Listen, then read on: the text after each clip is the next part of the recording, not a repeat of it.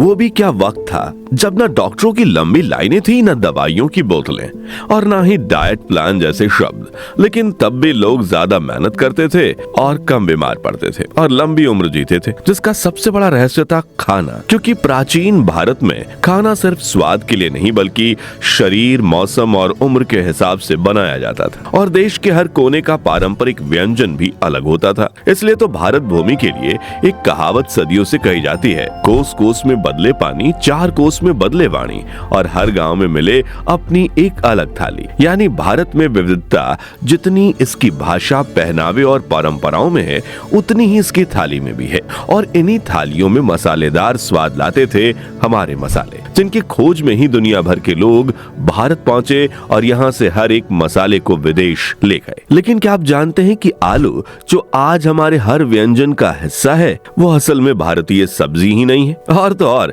प्राचीन दौर में ना तो दाल चावल को गरीबों का खाना माना जाता था और ना ही बिरयानी को शाही भोज का हिस्सा। और जिस बाजरे को आज सुपर फूड माना जाता है, हम भारतीय 900 साल पहले से उसे खाते आए हैं। आज के इस वीडियो में हम ऐसे ही कुछ रहस्यों से पर्दा उठाएंगे और जानेंगे 5000 साल से 1000 साल पहले हमारे पूर्वज क्या खाना खाते थे। तो बने रहिएगा वीडियो के अंत तक। मित्रों, इतिहासकारों की माने तो भोजन के सबसे पुराने प्रमाण भारत में हमें आज से करीब 5000 साल पहले सिंधु घाटी सभ्यता से मिलते हैं। इसी दौर में मिट्टी के चूल्हों पर खाना पकाया जाता और मिट्टी के बर्तनों का इस्तेमाल आम हुआ। और उस वक्त अनाज का राजा था जौ। हमारे पूर्वज जौ का आटा पीस कर रोटियां बनाते थे, कभी उसे उबालकर चावल की तरह खाते थे और कभी दलिया बनाकर। उसी दौर में कृषि का व्यवस्थित विकास हुआ। बैलों की मदद से हल जोता जाने लगा और मुख्य रूप से जौ, गेहूं, तिल और बैगन जैसी फसलें उगाई जाती थीं। धीरे धीरे कृषि ज्ञान इतना बढ़ा कि करीब 1000 साल बाद भारत में हल्दी, इलायची, काली मिर्च और सरसों की खेती शुरू हो गई। और यहीं से भारत सिर्फ खाने वाला देश नहीं बल्कि दुनिया में मसाले का केंद्र बन गया। हालांकि पुराने समय में हमारे खानों में मसाले से ज्यादा पोषण का ध्यान दिया जाता था। इतिहासकार कोलिन टेलर बताती हैं कि भारतीय भोजन उम्र, मौसम और शरीर की जरूरत के हिसाब से तैयार किया जाता था।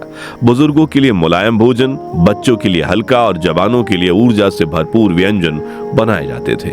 इसी सोच के चलते सिंधु घाटी सभ्यता के बाद आने वाले 1000 सालों में अलग अलग दालें, केले, नारियल, अनार और चावल की खेती शुरू हुई। पशुपालन बढ़ा, तभी दूध से बनने वाली चीजें, दही और घी हमारे भोजन का हिस्सा बनी। करीब 3500 साल पहले खोजा गया घी देखते ही देखते भारत के अनगिनत पारंपरिक व्यंजनों की जान बन गया। अब अगर खेती की बात हो रही है तो सब्जियों की कहानी जानना भी जरूरी है, क्योंकि यहाँ एक बड़ा ट्विस्ट छिपा है। जी हाँ, हमारे व्यंजनों की शान आलू की खेती पहली बार भारत में नहीं बल्कि साउथ अमेरिका में हुई थी। टमाटर, मिर्ची, फूल गोभी, बंद गोभी और मकई भी भारत से नहीं बल्कि इन्हें विदेशों से लाया गया था। जबकि प्राचीन भारत में ज्यादातर हरी सब्जियां उगाई जाती थी, जैसे कि टिंडे, जो आज कैलिफोर्निया तक मशहूर हो गए हैं। वहीं जैक फ्रूट यानी कटहल प्राचीन काल में सिर्फ हमारे पश्चिमी घाट में उगता था, आज पेड़ पर उगने वाला दुनिया का सबसे बड़ा फल बन चुका है। वहीं बैगन और परवल भी हजारों सालों से भारत में उगते आ रहे हैं। और भारत में ही जन्मी तुरई और ककड़ी, जिन्हें बाद में ग्रीक और रोमन सभ्यता के प्रवासी यूरोप तक ले गए। अब अगर हम भारतीय व्यंजनों के विकास की कहानी को थोड़ा और आगे बढ़ाएं तो एक दिलचस्प सच्चाई सामने आती है। दरअसल भारत के आम लोगों के रोजमर्रा के खान पान को लेकर बहुत ज्यादा लिखित दस्तावेज नहीं मिलते, जो मिलते भी हैं वो सीमित हैं। लेकिन सिंधु और हड़प्पा सभ्यता के बाद आज से करीब 900 साल पहले यानी कि 1127 ईस्वी में हमें एक ऐसी किताब मिलती है जो भारतीय भोजन के इतिहास को पहली बार शब्दों में दर्ज करती है। इस ग्रंथ का नाम है मनसोल्लासा, जिसे चालुक्य वंश के राजा विक्रमादित्य छठे के पुत्र राजा सोमेश्वर तृतीय ने लिखा था। मनसोल्लासा कोई साधारण रेसिपी बुक नहीं थी। इस ग्रंथ में कुल 100 अध्याय हैं, जिन्हें कविता और श्लोकों के रूप में लिखा गया है। ये कविताएं सिर्फ खाने तक सीमित नहीं हैं, बल्कि इसमें राजा के गुण, शासन व्यवस्था, अर्थशास्त्र, भोजन, संगीत, मनोरंजन और खेलों तक का वर्णन मिलता है। इसी ग्रंथ के तीसरे भाग में खाने से जुड़े करीब 20 अध्याय हैं, जिनमें 1820 छंदों के जरिए अलग अलग व्यंजन, उन्हें पकाने के तरीके और परोसने की परंपराएं बताई गई हैं। और यही हमें कुछ ऐसे व्यंजन भी मिलते हैं जिनके बारे में सुनकर लोग आज के चौंक जाएं, जैसे भुने हुए चूहे। जी हाँ, जिस तरह चिकन या मटन का बारबेक्यू किया जाता है, उसी तरह उस दौर में चूहों को मसालों और नमक के साथ भूनकर खाया जाता था। इसके अलावा कछुए और दूसरे जानवरों को भूनकर खाने का भी जिक्र मिलता है। अब अगर आप शाकाहारी हैं तो घबराने की जरूरत नहीं। मंसो सल्लासा में अनाज, दालों, सब्जियों के साथ साथ 40 से ज्यादा फलों का उल्लेख भी है। दिलचस्प बात यह है कि उस दौर में कई फलों के अंग्रेजी नाम आज तक तय नहीं हो पाए, यानी कि ये फल पूरी दुनिया में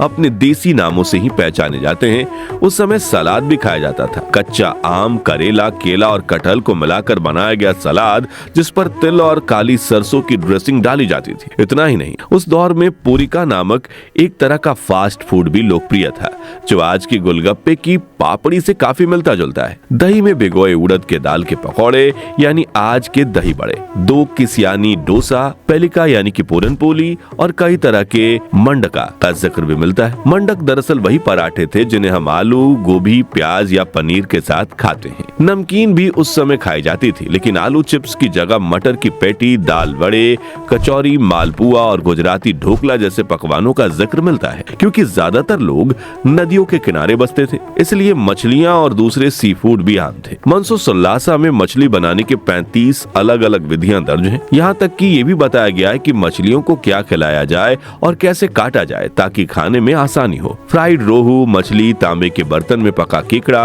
और भुने हुए कछुए, ये सारे व्यंजन आज भी भारत के कुछ हिस्सों में देखने को मिल जाते हैं। इसके अलावा कीमे में बने कबाब, जो आज लखनऊ की पहचान है, और भेड़ के खून को दलिया या जौ के आटे में मिलाकर बनाई जाने वाली एक तरह की पुडिंग का भी जिक्र मिलता है। और हाँ, शराब भी कोई नई चीज नहीं है। मंसो सल्लासा में अंगूर और गन्ने से बनी शराब, नारियल और खजूर से तैयार की जाने वाली मदिरा का उल्लेख मिलता है। आज भी पूर्वी यूपी और बिहार के प्रचलित ताड़ी का जिक्र इस ग्रंथ में साफ साफ देखने को मिलता है। चलिए अब आधुनिक जमाने में हमारे लोकप्रिय व्यंजनों से जुड़े सबसे बड़े मिथकों को तोड़ते हैं। सबसे पहले दाल चावल की बात करें तो आज दिन दाल चावल को हम सस्ता और साधारण खाना मान लेते हैं। वो प्राचीन भारत में संतुलित आहार के प्रतीक था। आयुर्वेद में दाल और चावल के मेल को ऐसा भोजन माना गया है जो शरीर को पूरा प्रोटीन, ऊर्जा और पाचन शक्ति देता है। यही वजह थी कि दाल चावल सिर्फ आम लोगों की थाली में नहीं, बल्कि आश्रमों, गुरुकुल और यहाँ तक कि राज दरबारों में भी परोसा जाता था। इसे इसलिए नहीं खाया जाता था क्योंकि ये सस्ता था, बल्कि इसलिए क्योंकि ये सबसे वैज्ञानिक और पचने वाला भोजन था। अब बात करते हैं बिरयानी की। तो आज बिरयानी को सिर्फ नवाबों और बादशाहों से जोड़कर देखा गया है, लेकिन शुरुआती दौर में बिरयानी जैसी डिश असल में सैनिकों और यात्रियों के लिए बनाई जाती थी। चावल, मांस और मसालों को एक साथ धीमी आंच पर पकाया जाता था ताकि कम ईंधन में ज्यादा पौष्टिक खाना तैयार हो सके, जो लंबे समय तक पेट भरा रखे। बाद में यही डिश राज दरबारों तक पहुंची तो इसमें केसर, मेवे और खुशबूदार मसाले जुड़े और फिर ये शाही कहलाने लगी। यानी बिरयानी की जड़ें जरूरत और पोषण में थी, ऐशो आराम में नहीं। वही बाजरे की रोटी, आज जिसे देहाती खाना समझा जाता है, वही बाजरा प्राचीन भारत में सुपर फूड हुआ करता था। बाजरा सूखे इलाकों में उगता था, कम पानी लेता था और शरीर को ताकत, गर्मी और लंबे समय तक ऊर्जा देता था। सैनिकों, किसानों और मजदूरों की थाली में बाजरा इसलिए नहीं था क्योंकि उनके पास विकल्प नहीं थे, बल्कि इसलिए क्योंकि वो जानते थे कि बाजरा शरीर को लौह जैसा मजबूत बना देता है। और आखिर में अचार। आज के जमाने में फ्रिज और केमिकल प्रिजर्वेटिव्स हैं, लेकिन हजारों साल पहले भारतीयों ने अचार बना लिया था। नमक, तेल, मसाले और धूप से ये सिर्फ स्वाद के लिए नहीं थे, बल्कि एक पुराने नेचुरल प्रिजर्वेशन टेक्नोलॉजी थी। अचार महीनों तक खराब नहीं होता था, पेट के बैक्टीरिया को मजबूत करता था और मौसम के साथ शरीर को एडजस्ट करने में मदद भी करता था। अब चलिए जानते हैं कुछ ऐसे व्यंजनों के बारे में जो हजारों साल पुराने होने के बावजूद आज भी हमारी रोजमर्रा की जिंदगी का हिस्सा बने हुए हैं। ऐसे व्यंजन जिन्हें हम मॉडर्न ब्रेकफास्ट समझकर खाते हैं, लेकिन असल में उनकी जड़ें इतिहास के बेहद गहरे पन्नों में छुपी हुई हैं। सबसे पहले बात करते हैं इडली की, जिसे आज हम दक्षिण भारत का हेल्दी नाश्ता मानते हैं, लेकिन इतिहासकारों की माने तो इडली जैसी डिश का जिक्र सबसे पहले करीब 10वीं सदी के एक कन्नड़ ग्रंथ वड्डारधने में मिलता है। उस दौर में इडली आज जैसी नहीं होती थी। तब इसे सिर्फ उड़द की दाल से बनाया जाता था, बिना चावल के। समय के साथ साथ लोगों ने इसमें चावल बनाना शुरू कर दिया। यहाँ दिलचस्प बात यह है कि हजारों साल पहले जब न्यूट्रिशन साइंस जैसी कोई चीज नहीं थी, तब भी हमारे पूर्वज जानते थे कि कौन सा खाना पेट के लिए हल्का होगा, जल्दी पचेगा और शरीर को ताकत देगा। और इडली बिना तेल के भाप में पकती है और फर्मेंटेशन की वजह से उसमें मौजूद पोषक तत्व शरीर को आसानी से मिल जाते हैं। इसलिए इडली हमारे पूर्वजों का पसंदीदा व्यंजन था। पोंगल तमिलनाडु और आंध्र प्रदेश में बनने वाला यह व्यंजन आज भी उसी भाव के साथ पकाया जाता है जिस भाव से करीब 2000 साल पहले बनाया जाता था।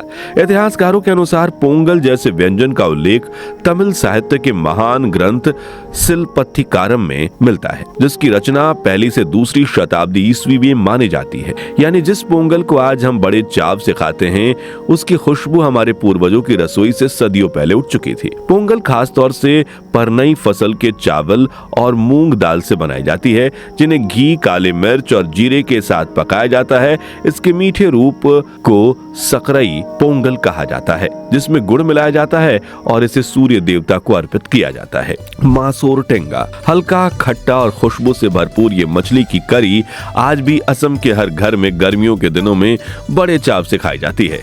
इतिहासकार मानते हैं कि मासोर टेंगा जैसी खट्टी मछली की तैयारी की जड़ें 9वीं शताब्दी के कामरूप साम्राज्य तक जाती हैं। उस दौर में जब फ्रिज और मसालों की भरमार नहीं थी, तब स्थानीय लोग ताजी नदी की मछलियों को काटकर नींबू या सेब के साथ प्राकृतिक खट्टे तत्वों के साथ पकाते और असम की उमस भरी जलवायु में यह डिश शरीर को ठंडक देती और पाचन में भी हल्की रहती थी। ढोकला नरम, स्पंजी और भाप में पका हुआ ढोकला आज भले ही गुजरात का मॉडर्न स्नैक्स लगता हो, लेकिन इसकी कहानी हमें करीब 1000 साल पहले तक ले जाती है। जैन ग्रंथों में 10वीं शताब्दी के आसपास एक व्यंजन का जिक्र मिलता है, दुक्किया, जिसे ढोकला का शुरुआती रूप माना जाता है। बेसन और खट्टे दही से बनने वाला ये फर्मेंटेड आटा पेट के लिए हल्का और सेहत के लिए फायदेमंद था। स्टीम करने की तकनीक और फर्मेंटेशन, ये दोनों चीजें प्राचीन भारत की फूड साइंस की गहराई दिखाती हैं। ऊपर से राई, करी पत्ता और हरे धनिये का तड़का इसे स्वाद में 4 चांद लगाने देता है। खिचड़ी चावल और दाल का ये साधारण सा मेल सदियों से साधुओं, सैनिकों, किसानों और राजाओं का सबका सहारा रहा है। आयुर्वेदिक ग्रंथों में खिचड़ी को शरीर के लिए सबसे संतुलित भोजन माना गया है और अकबर के दरबारी किताब आईने अकबरी में खिचड़ी की कई शाही किस्मों का जिक्र भी मिलता है। यानी कि कम से कम 500 साल पहले ये राजाओं की थाली तक पहुंच चुकी थी, लेकिन इसकी असली जड़ें और कहीं ज्यादा पुरानी हैं, शायद 1000 साल से भी ज्यादा। बंगाल की भुनी खिचड़ी हो या गुजरात की बागरेली खिचड़ी, यूपी बिहार की सादी खिचड़ी हो या उड़ीसा की दालमा स्टाइल, हर क्षेत्र ने इसे अपने मौसम, अपनी मिट्टी और अपने स्वाद के हिसाब से ढाल दिया है और इस साधारण व्यंजन के स्वाद को हम आज भी नहीं भूल पाए हैं। तो मित्रों, इस बात में कोई दो राय नहीं कि हमारे पारंपरिक स्वादिष्ट व्यंजनों की जगह आज पिज्जा और बर्गर जैसे वेस्टर्न फूड ने ले ली हो। ऐसे में हम इस जमाने के युवाओं को प्राचीन भारत के खाने से फिर से कैसे जोड़ सकते हैं? और आपके राज्य या परिवार का ट्रेडिशनल डिश कौन सा है? कमेंट में बताइए। उम्मीद है आपको ये वीडियो पसंद आया होगा। अगर हाँ, तो इसे लाइक और शेयर करके हर भारतीय तक पहुंचाइए। और लाइक करना तो बिल्कुल फ्री है, जिससे हमें इतना रिसर्च करके कंटेंट बनाने की हिम्मत मिलती है। तो प्लीज लाइक कर दीजिए और हमारे इतिहास से जुड़े ऐसे ही रोचक वीडियोस के लिए हमारे चैनल को सब्सक्राइब करके पास वाली घंटी बजाना मत भूलिएगा। जय हिंद, वंदे मातरम।